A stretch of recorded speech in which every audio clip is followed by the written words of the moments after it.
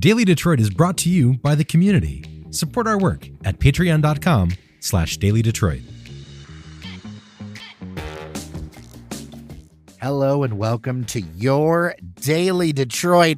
It is Wednesday, January 15th, 2025. I am Jer Stays, and I am coming to you from, well, it's been known as the Motor City, but let's just be honest. This town is one giant lion's den from corner to corner, county to county. Fletcher Sharp, thank you so much for joining me on this because we got to talk about it, man. The vibes are immaculate in Detroit right now about the Lions. We're going to talk about some vibes. We're going to talk about the game, but let's start with the vibes because this town is buzzing, dude. It's kind of insane, like when you on paper know something could be as important and you've heard about it being that important, and then you actually experience it and it's like 50 times more. Like I said it last year when I was watching the game against the 49ers in the playoffs, where you've given me guff, people give me guff, where it's like, oh, you're going to jump on the bandwagon, you drink some of the blue Kool-Aid, and it's like, I've been a fan of the Lions on and off for 30x years. As long as I've lived, I've liked them. I've hated them for different reasons. I've liked them, hated them, back and forth. But that was like the first time last year watching them be one halfway from the Super Bowl where I was like, wow, it's like someone stuck my finger in an electric. I'm like, I feel it. I feel the electricity around this team. And unfortunately, it did not work out for them. And they came back 50-fold stronger, maybe not necessarily in terms of injuries, but in terms of how they're playing. The vibes around the entire organization is insane. Like if you say anything about the Lions, you have people who don't even know what a football looks like breaking down like Jared Goff's read progressions and Jahmyr Gibbs, his running stance. And you have people who can't open a book properly telling you like the full diagnostic report on Dave Montgomery's leg. And it's like, this is crazy. Like you have people who have never cared in their life who are swept up so much by like the entire aura surrounding that team at Ford Field. I've seen other cities go through stuff like this. Like I imagine Kansas City has like a large following around the Chiefs, but like I haven't seen it and experienced it being inside of it. And like this happening now it's a lot. Anywhere you look, there's Honolulu Blue, almost anywhere. There are people running around Fletcher Sharp that, as I know them, I wouldn't know them being into the Lions, but now they are locked in 100%. People are coming up to the studio at times at the building we're at, and it's like, oh, what about the Lions?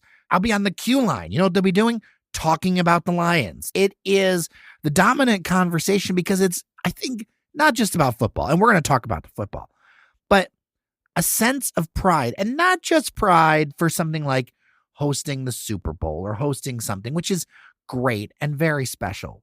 But there's an extra sense that our team earned this and went through blood, sweat, and tears for decades. And in the last few years, been able to really turn it around under Dan Campbell and say, you know what? This is ours, man. This is ours. I'm pretty sure I can say this definitively for every single person alive who's a fan of this organization. There has never been a point in anyone's life that the number one team in the NFL, top of the standings, if they get to the Super Bowl, they will be the host side. There's never been a time ever where that's been the Detroit Lions. Never. Like even playing Madden, like you'd still be far-fetched. They'd find a way to lose one or two games and, you know, someone else slides ahead of them. But there's never been a point ever where it's like the number one seed, the number one entire seed for the entire playoffs has been the Detroit Lions. Ever. Except for now. So just to experience that, I mean, like you said, I was in a Lyft and my driver like didn't really speak very good English, but they mentioned the Lions on the radio and he turned that all the way up. I didn't know it went as high as it did. To just hear them talk about nothing like even important, just like the Lions did this and this is what's happening here. And he was just nodding his head like, yeah.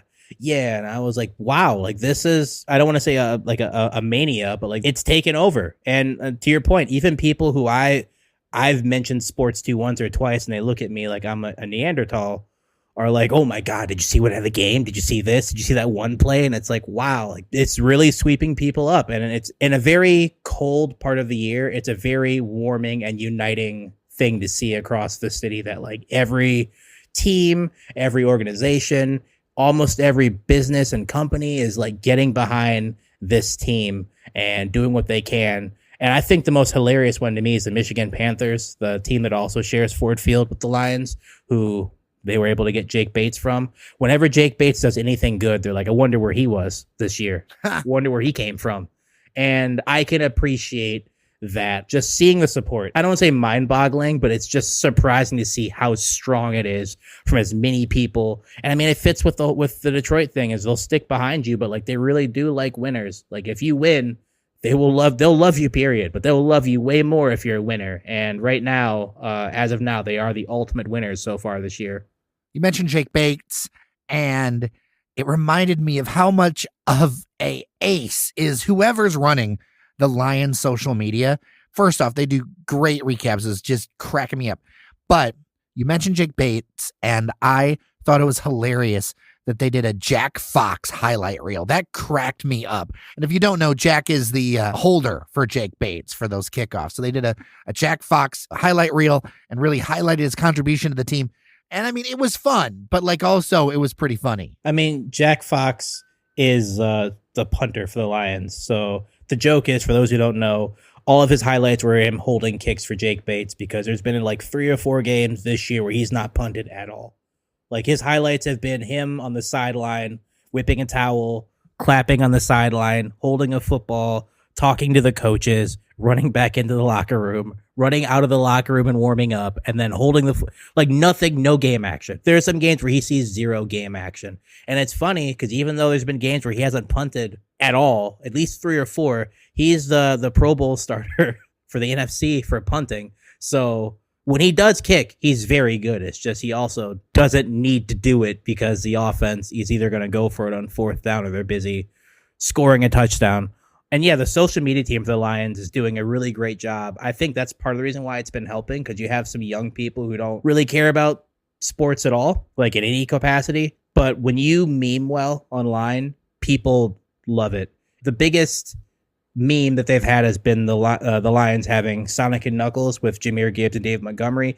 People love watching Jahmyr Gibbs run and then go collect rings and then get into the end zone, and it's like the end of the level Sonic thing, or Dave Montgomery running over people and they do like the little Knuckles punch sound from the game. Like people love that stuff.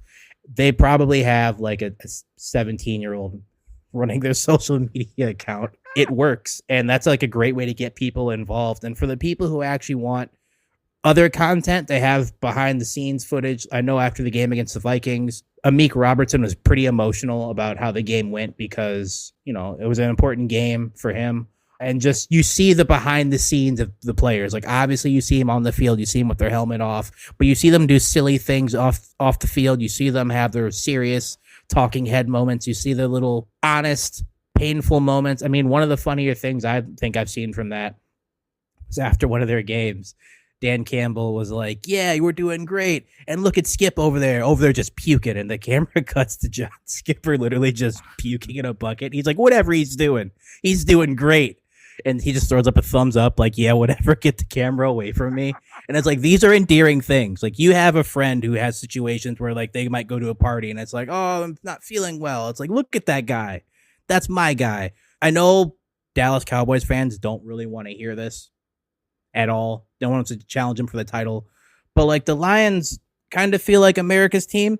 Maybe not America's team trademark, but, like, the All-American team. They had a chart of the states rooting for teams left in the NFL playoffs. And, like, say for the states that had, like, actual NFL teams, like, obviously Kansas City, LA is the Rams to a degree. Most of them were the Lions logos, which I honestly found a little surprising, because in Michigan, everyone loves the Lions, but you don't expect to look at Oregon and they're like, yeah, we want the Lions to win too. Or to look at, you know, South Dakota and they're like, yeah, we want the Lions to win. Like, that's something where you're like, oh, that's interesting. I don't know the connection there, but hey, thanks, you know? We'll talk about the game in a second, but I have a question to ask you. Let's say the Lions pull it out and win against the Washington Commanders. When you come into the studio next, If I get a large pitcher of blue Kool-Aid, will you drink it on our Instagram? If they beat the Commanders and then find a way to get to the Super Bowl. So if they get to the Super Bowl, you'll do it. If their last game is in New Orleans, win or lose, the week before, because there's going to be a week of leading up, all the stuff happening in New Orleans, then I will. For sure. Okay. Then. All right. I will hold you to it. Let's talk about the game coming up against the Washington Commanders.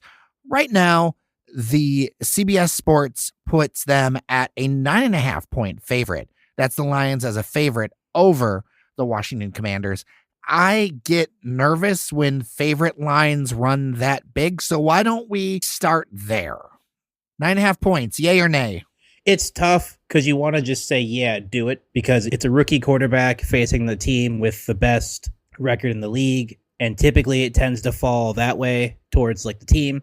But Jaden Daniels is doing everything people thought that Caleb Williams would do with the Bears, with the Commanders. Like, he came in there was a bad organization. They're like, he's going to come here. Yes, he won the Heisman Trophy the year before, but they're kind of, a dumpster fire. And he's rejuvenated that offense. On paper, their offense is not good. Their offense is literally Jaden Daniels getting the ball to whoever he can get the ball to. He's going to be the NFL Rookie of the Year offensively by like a wide margin. Anyone saying anyone else is silly. He's a very talented player. He's mobile, but he can also throw. And the Lions tend to struggle with mobile quarterbacks because if they decide they want to run the ball, the way the Lions defense is set up to play man coverage, you probably either have one or two people watching him, and those people are not quick enough to stay with him if he decides to run. And if he wants to look to throw the ball down the field, you got to maintain coverage, which, as we saw with Josh Allen, the Lions were kind of slow to do. So that's a little worrisome. I do think the Lions offense is better than the Commanders defense. So I don't think it's going to be a shootout. I just don't know if I think the Lions are 9 points better than the Commanders. I'm thinking probably something closer to 32, 26, 25, something around there. I've seen people count the Commanders out, albeit it was the Chicago Bears. They had a Hail Mary that they completed for a touchdown. If I watch a team do that during a season, I'm never going to count them out because it shows that they have the ability, they've run the play well enough to do it again. And with the Lions' luck, Kendall Vildor will be in there and somehow commit a pass interference in the end zone. And I'm not going to count them out yet. Or Kendall Vildor, I swear he's going to find you one day and you're going to deserve it. He is, and he's going to clothesline me. And I'm going to be like, you know what, man? That's totally fair. I'm not even going to they're like, you want to file a police report? Nope, I deserved it. My bad. Yeah, but my bad. All right, so if the Lions are going to close the door on the Commanders, what do they need to do? Really? They need to limit Jaden Daniels as much as possible, which is hard, again, because he's super talented. But they need to, kind of the same way they did with the Vikings and they've done in the past, be as physical as you can with receivers. I mean, obviously, don't commit stupid holding calls, no dumb pass interference plays. But it's the playoffs. As you saw with the Vikings, if you watch the Vikings play the Rams, they're going to let you hand fight. If a receiver tries to engage with you by hand fighting, they will let you guys hand fight down the field. Justin Jefferson for the Vikings was complaining the entire time because he thought he was being held. They'd show replays of him grabbing people and shoving people. So if they're going to let you guys hand fight and be physical back. Make them throw a flag. Don't have a back-breaking penalty that's going to afford them 45 yards forward. But hand fight. Be physical. Don't let anyone get open. And with the linebackers, it's probably going to fall a bit more in Anzalone than anyone else. If you are the linebacker responsible for Jaden Daniels, keeping him in the pocket, don't lose sight of him, because while he doesn't want to run the ball, he can run the ball. He's not going to run for 170 yards. He's not going to pull Lamar Jackson and just be quick outside there, or even a Josh Allen and, go for 20 rushing touchdowns. But he is a capable runner, and he's athletic, and he can get out of the pocket. So make sure you keep him in the pocket and make you beat him with his arm, which he can do. But if the defense plays the way it's supposed to play, they should be fine. Getting Terrion Arnold back, who was a full participant in practice this last week, would be great because, one, he's a starter who's coming into his own. He's playing well. And two, It gives you a chance to now, put him across from Meek Robertson instead of having to try to move a Meek somewhere else. And 3, the biggest thing, it keeps Kendall Vildor off the field for a bit longer, which helpful. That's very helpful. You want to put him on the field with a safety over top. You don't want to put him on the field and put him on an island, because Terry McLaurin, while he's not necessarily the best receiver in the league, he's capable. And I think he would put Kendall Vildor in a blender, and it would be not good for the Lions defense. Offensively, they have to convert. The Commanders have a decent defense. It's pretty good defense. It's not the best defense in the NFL. Definitely not the best defense left in the playoffs. If they can convert when they need to convert and keep the drives going for long, they'll be fine. And one of the keys to that is, again, injuries. Dave Montgomery's looking to be back, which would be great. He had 3 games off. I mean, he's not going to be as healthy as he is from the beginning of the season, but it gives a chance to let Jameer rest, go back to their 2-back situation. Kevin Zeitler got hurt during the last game. Having him back would be very helpful. I do know it might not be as likely as, say, Tarian or Dave Montgomery, but having him back would be great. And just be prepared. I know the Lions had a bye week, which was great for them to rest, but this year in sports especially, teams who are coming off of a bye in the playoffs have tend to come out kind of flat, and the Commanders will be coming out with something to prove. They want to show that they are here, not because their division is weak, but because they deserve to be here. So they're going to try to punch you in the mouth, withstand that, counter the pressure, and keep your foot on them, and it should be fine. The last time the Lions met the Commanders in the playoffs was January 8th, 2000. Washington won that 27-13. I remember that game. Made me really sad. Fun fact, that game was played before current Commanders quarterback Jaden Daniels was born. Huh. So I've got a grudge, Fletcher Sharp, and this grudge is a little bit with Vikings fans, because here's the deal. That biggest crybabies in the world. Biggest crybabies in the world. Right? Because they're all like, well, we needed to have, be seated higher and all this other stuff. That wasn't even close against Los Angeles. And it really made me kind of change my position on the Vikings team this year and that game against the Lions. I feel like Dan Campbell at this point, he was being more magnanimous than anything else. While the fans of divisions don't necessarily like each other, like Lions fans and Vikings fans and Packers fans and Bears fans aren't necessarily the favorite people to see, but the coaches and organizations typically respect each other. I think he was just like, I'd rather have an NFC North opponent advance in the playoffs than you guys, and we'll see you in 2 weeks type of thing. I don't think he really thought that they were going to win. 2 reasons. The Lions curse this year exists. A team that plays the Lions tends to lose their following game.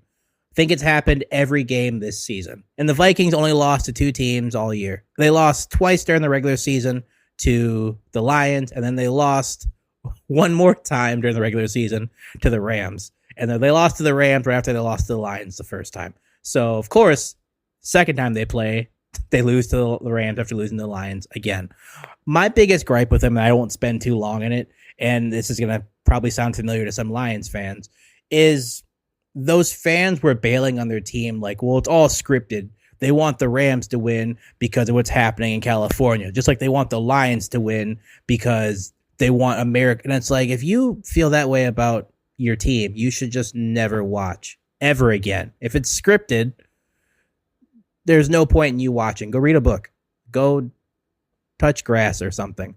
I'm glad to not have to talk about him anymore because I've said many, many times, and they can rewind other episodes, they're led by a quarterback in Sam Darnold who's just not good. And no one has lost that much money, say for Elon Musk, as fast as Sam Darnold lost money from the end of week 17 to now, because he at least was looking at a contract worth maybe $100 million or so after a few years. And he'll be lucky if people want him to be in their part of their team at all, because he showed when the lights get bright, he pees down his leg. You can't have a starter for a good team do that. I'm just glad that they're nothing to talk about for the rest of this year. So the game will be on Saturday night, 8 p.m. on Fox. We will probably be on the air Sunday sometime talking about the game with folks. It is such a big deal. A little programming note, we will not have a show on Martin Luther King Day, a federal holiday, on that Monday. Before we go, I want to mention there are other sports. We're not going to spend a lot of time on it because I know it's not the focus of people. But I want to shout out that the Red Wings have been doing excellent lately, and Cade Cunningham has been lighting it up. You and I were talking about it offline, Fletcher Sharp. Share your couple of points real quick. The Red Wings have, I won't say that they're turning it all the way around. I'm sure some of my friends who are Red Wings fans are like, I want to see more. I want to see more consistency, but like they are more pleased than they have been in the past. And the Pistons, the last time the Pistons had more than 20 wins was 2022. Since then, they had like at most gotten 16, 17, 18 wins. They're currently 21-19. They're in a playoff spot. Obviously, the year is not over yet, but they're playing well. Malik Beasley's been an amazing addition to their roster, and Cade Cunningham legitimately is playing at an all-NBA level. 24 points, almost 7 rebounds, almost 10 assists per game. He's had at least a few triple-doubles. I know he's, I think, tied for the most in Pistons history with Grant Hill right now, and this is like his 3rd or 4th year. They've become the Pistons I've told people to wait for. They are exciting to play. Even if you're not a fan of the Pistons, like you turn on the TV to watch them play.